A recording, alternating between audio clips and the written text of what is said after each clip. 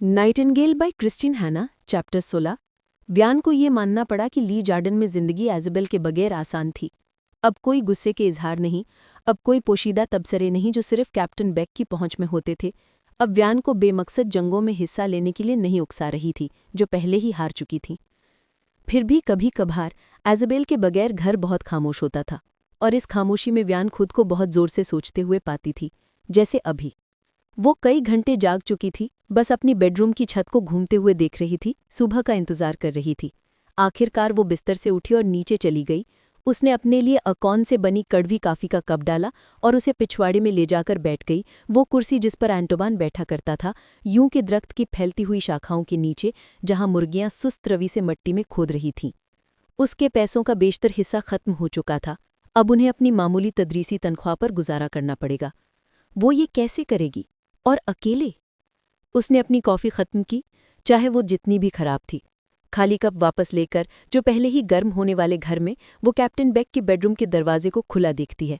वो दिन के लिए जा चुका था जब वो पिछवाड़े में थी। अच्छा। उसने सोफ़ी को जगाया, उसका ताज़ा तरीन ख्वाब सुनाया और उसके लिए खुश्क टोस्ट और आड़ू के मुरब्बे का नाश्ता बनाया। फिर दोनों शहर के लिए रवाना हो गई। व्यान ने सोफ़ी को जितना मुमकिन हो सका तेज़ चलने की कोशिश की, मगर सोफ़ी का मूड खराब था और वो शिकायत करती कदमों में हिचकिचाहट दिखाती हुई चल रही थी। इसलिए जब वो कसाब की दुकान पहुंची तो देर हो चुकी थी। दुकान के दरवाजे से बाहर और सड़क के नीचे तक एक कतार लगी हुई थी। व्यान ने अपने आप को कतार के आखिर में जगह दी और जर्मनों को चौक में चुपके से देखते हुए फिक्रमंद होकर एक नज़र डाली। कतार आगे बढ़ती गई। नुमाइश की खिड़की के सामने व्यान ने एक नया प्रोपेगेंडा पोस्टर देखा, जिसमें एक मुस्कुराता जर्मन सिपाही फ्रांसीसी बच्चों को एक ग्रुप को रोटी पेश कर रहा था। उसके साथ एक नया निशान लगा हुआ था, जिस पर लिखा था, यहूदियों का दाखिला मना है। ममा, ये क्या मतलब है? सोफ़ी ने उस निशान की तरफ इशारा करते हुए पूछा। खामोश रहो सोफ़ी, हमने इस बारे में बात की है। कुछ चीज़ों की अब बात नहीं की जाती। लेकिन पादरी जोसेफ कहते हैं। खामोश, व्यान ने बेसब्री से कहा, सोफ़ी का हाथ खींचते हुए। कतार आगे बढ़ती गई।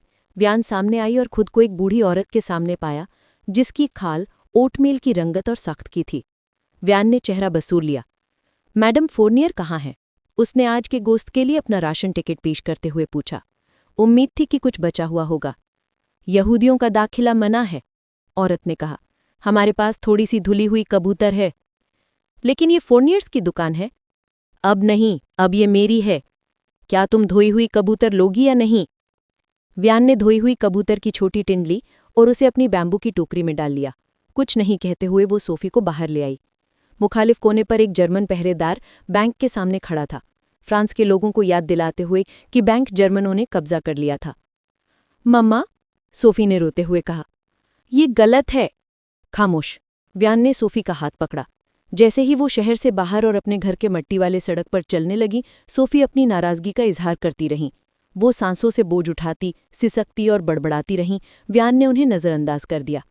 जब वो ली जार्डन के टूटे फूटे दरवाजे के करीब पहुंची तो सोफ़ी ने हाथ छुड़ाकर व्यान की तरफ घूमते हुए कहा, वो बस किस तरह कसाब की दुकान छीन सकते हैं?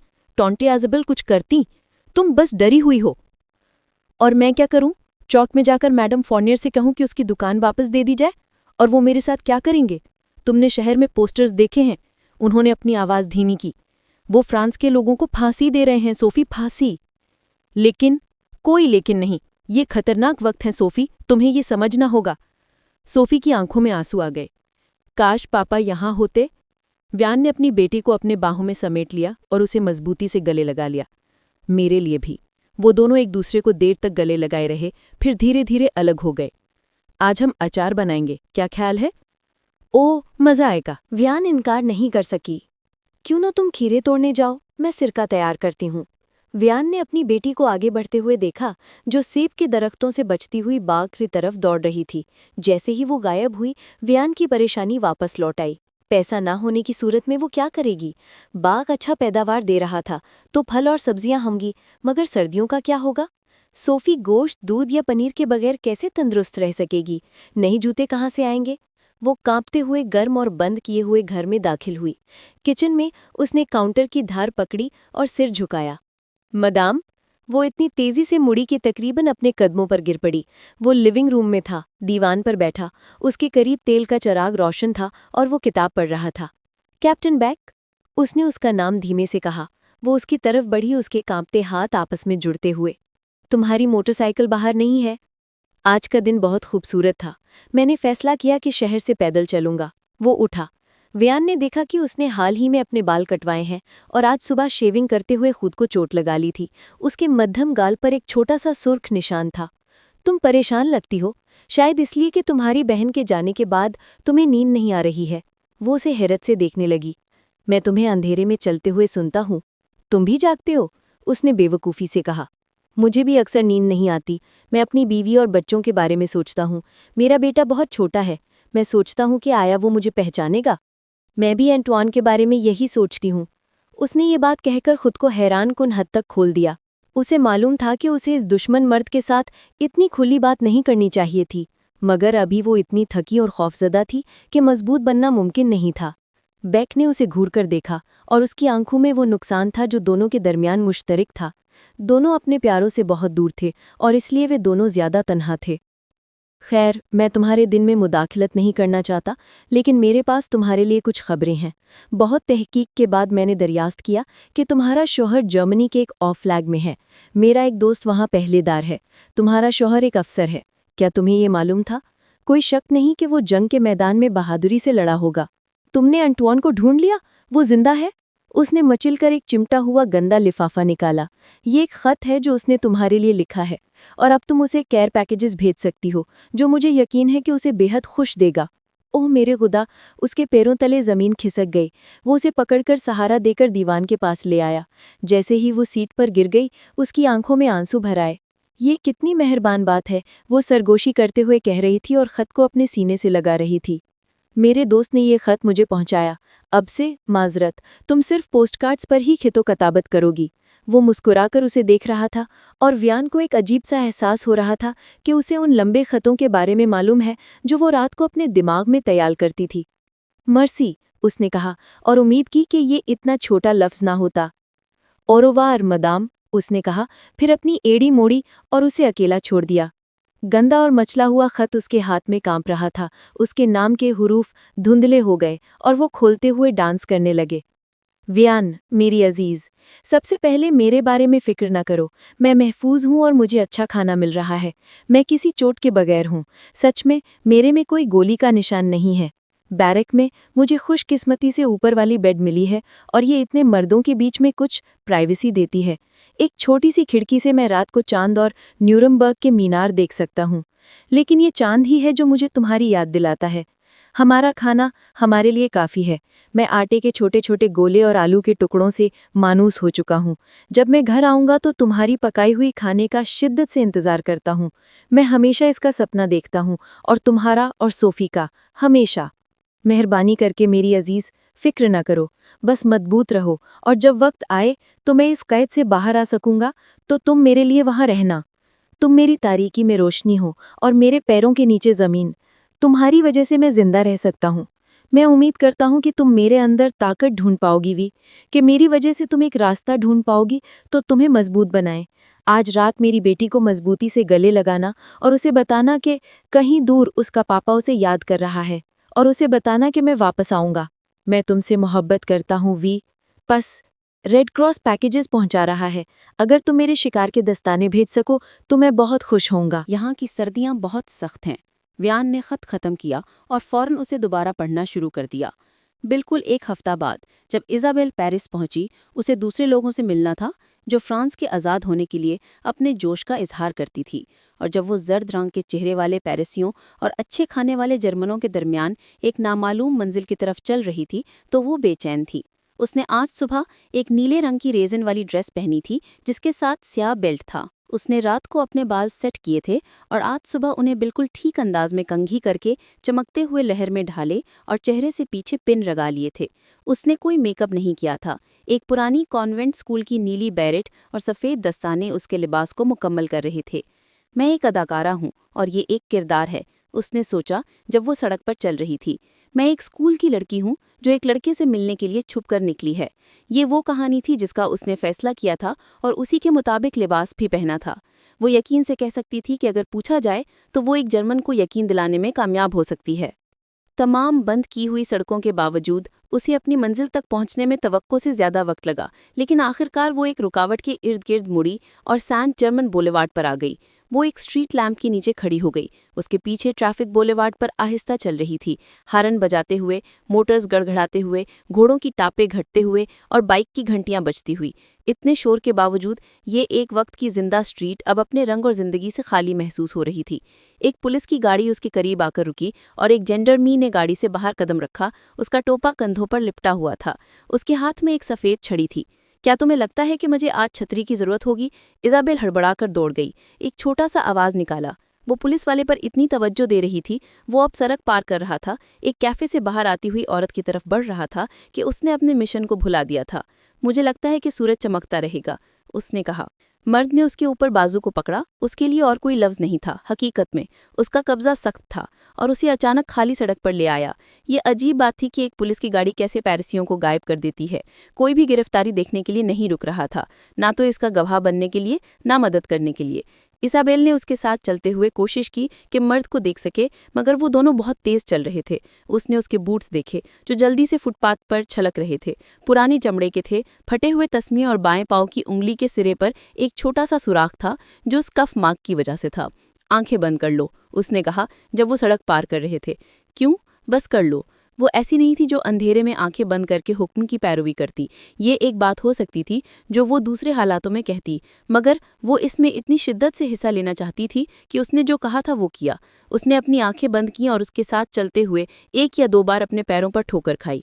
आखिरकार वो रुके। उसने दरवाजे पर 4 बार दस्तक दी, फिर कदमों की आवाज़ आई और उसने दरवाजे के खुलने की आवाज़ सुनी और सिगरेट के धुएं की तेज़ बू उसके चेहरे पर आई। अब उसके जहन में एक ख्याल आया, बिल्कुल इसी लम्हे, कि वो खतरे में हो सकती है। मर्द ने उसे अंदर खींच लिया और दरवाज़ा उनके पीछे बंद हो गया। इजाबेल ने अपनी आंखें खोली, हालांकि उसे ऐसा करने का हुक्म नहीं दिया गया था। बेहतर था कि अब वो अपनी हिम्मत दिखा दे। कमरा फौरन वाजे नहीं हुआ। ये तारीख था, हवा में सिगरेट के धुएं का गहराव था। तमाम खिड़कियां सियाह कर दी गई थीं। वाहिद रोशनी 2 तेल के चिरागों से आ रही थी जो साए और धुएं के खिलाफ बहादुरी से जल रहे थे। 3 मर्द एक लकड़ी के मेज पर बैठे थे जिस पर एक भरा हुआ एशट्रे था। 2 नौजवान थे जिन्होंने पैबंद लगे कोट और फटे हुए पैंट पहने थे।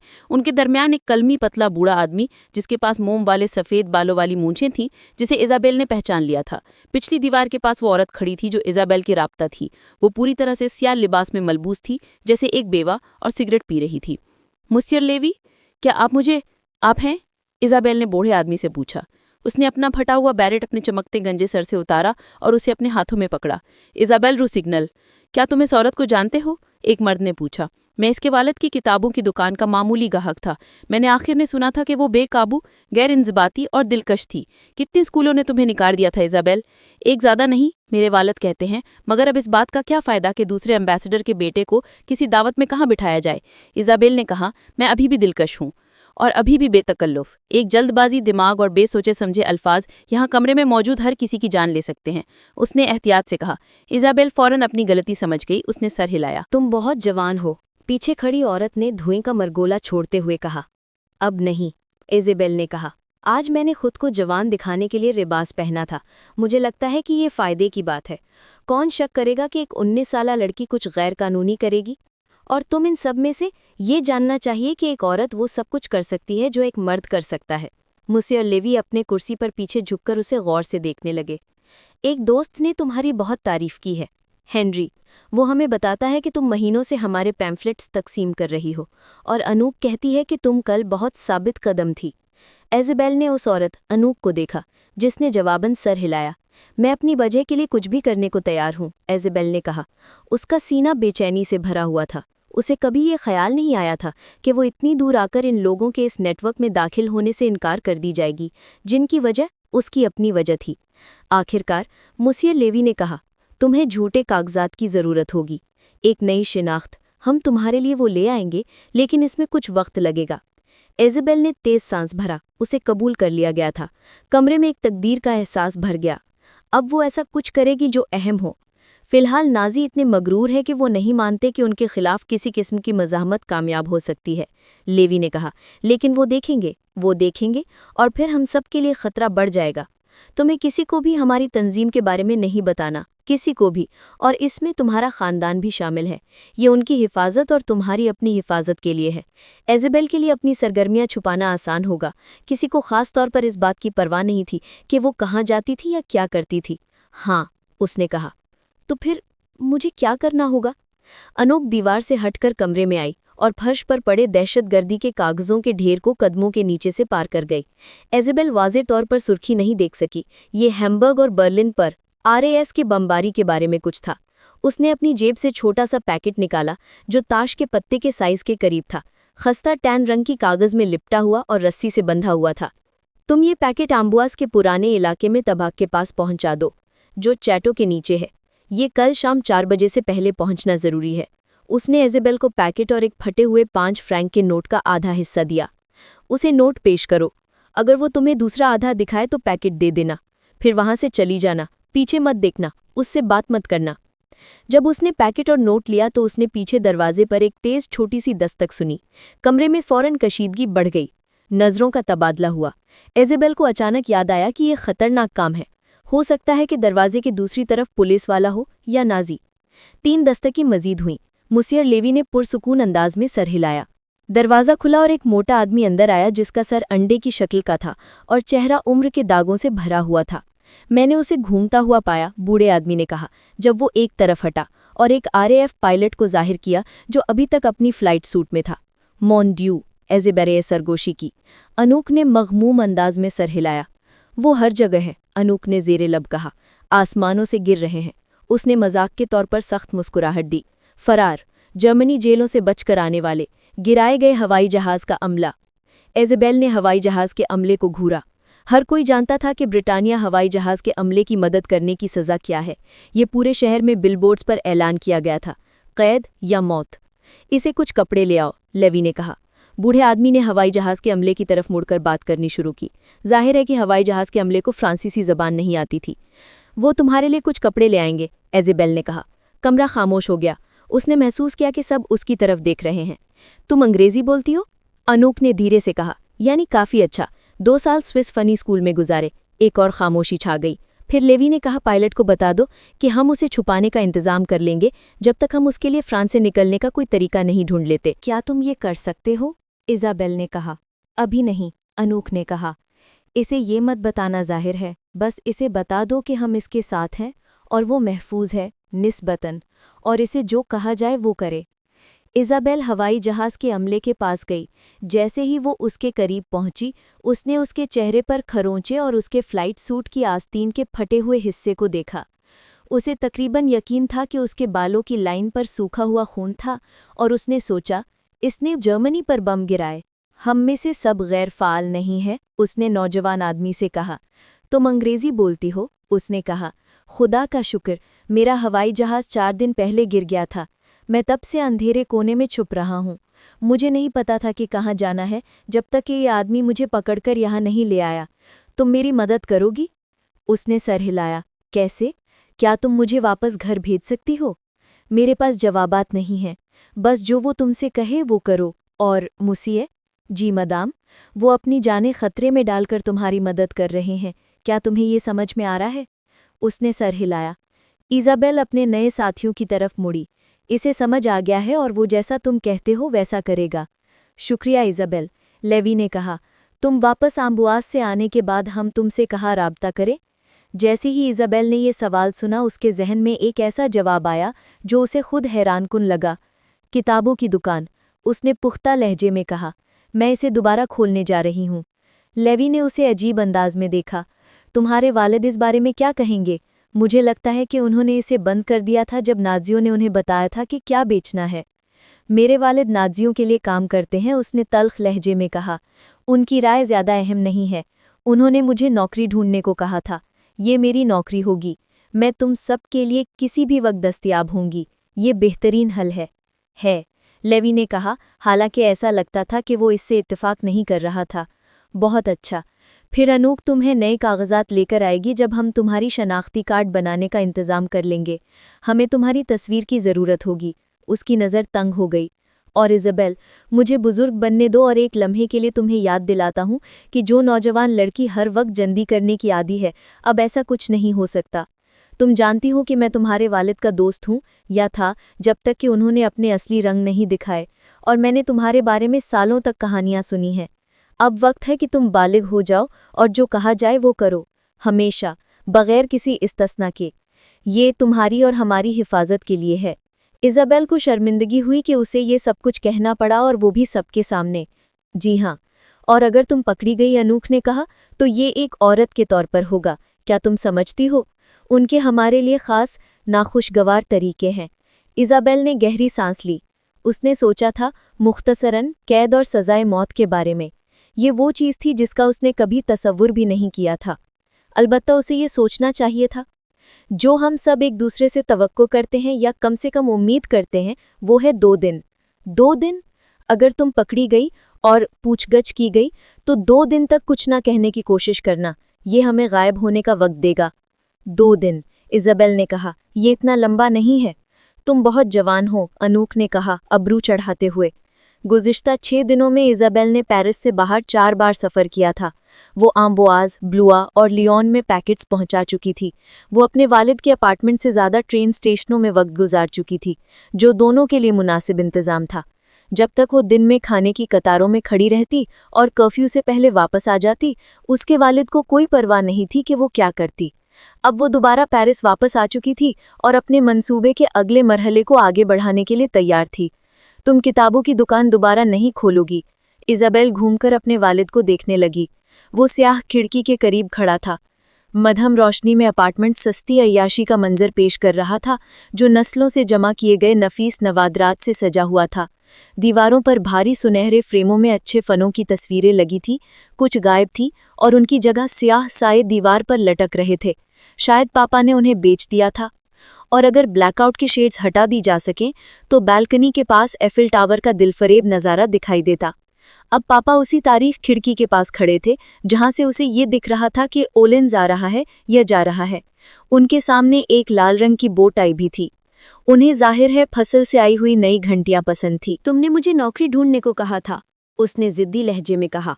उसके हैंडबैग में रखा कागजी पैकेट उसके वालिद के सामने एक नई कुव्वत दे रहा था। वैसे भी वो पहले ही आधा नशे में था। जल्दी ही वो बैरिगर में फैलकर सो रहा होगा और नींद में आह भर रहा होगा। जब वो बच्ची थी तो वो अफसोसनाक आवाज़ें उसे तसल्ली देने की आरजू दिलाती थीं। अब नहीं, मेरी मुराद वो नौकरी थी जिसमें तुम्हें पैसे मिले, उसने खुश्क लहजे में कहा। उसने अपने लिए मजीद ब्रांडी का एक पैक डाला। क्यों ना बस एक सूप के प्याले का इस्तेमाल कर लो, उसने कहा। उसने इस बात को नज़रअंदाज किया। मैं नहीं होने दूंगा। बस तुम किताबों की दुकान नहीं खोलोगी। मैंने पहले ही खोल ली है। आज मैं सारा दोपहर वहां सफाई कर रही थी। वो कुछ देर के लिए जामिद नजर आया। उसकी घनी भूरी अब्रू उसके शिकनजदा माथे में उठ गईं। तुमने सफाई की? हाँ, सफाई की, उसने कहा। मुझे पता है कि ये तुम्हें हैरान करता है पापा, मगर मैं 12 साल की नहीं हूँ। वो उसके करीब आई। मैं ये कर रही हूँ पापा, मैंने फैसला किया है। ये मुझे खाने के लिए कतार में खड़ा होने का वक्त देगा और थोड़ी सी रकम कमाने का मौका मिलेगा। जर्मन मुझसे किताबें खरीदेंगे, मैं तुमसे वादा करती हूँ। तुम उनसे छेड़छाड़ करोगी? उसने कहा। उसने उसके फैसले की झुंझलाहट महसूस की। कहता वो शख्स है जो उनके लिए काम करता है। वो उसे घूरने लगा, वो उसे घूरने लगी। ठीक है, उसने आखिरकार कहा। तुम जो चाहो करोगी, लेकिन पिछले कमरे का स्टोर रूम मेरा है, मेरा। एज़बेल, मैं उसे बंद करके चाबी ले लूंगा और तुम मेरे फैसले का एहतराम करोगी और उस कमरे में ना जाओगी। क्यों? उसकी कोई अहमियत नहीं है। क्या वहां तुम्हारी खवातीन के साथ मुलाकातें होती हैं? सोफे पर? उसने सर हिलाया। तुम बेवकूफ़ लड़की हो। खुदा का शुक्र है कि तुम्हारी मामा ने नहीं देखा कि तुम किस में बदल चुकी हो। एज़बेल को इस बात से नफरत हुई कि ये इतना गहरा दर्द दे रहा था। या तुम पापा, या तुम। Thank you for your attention.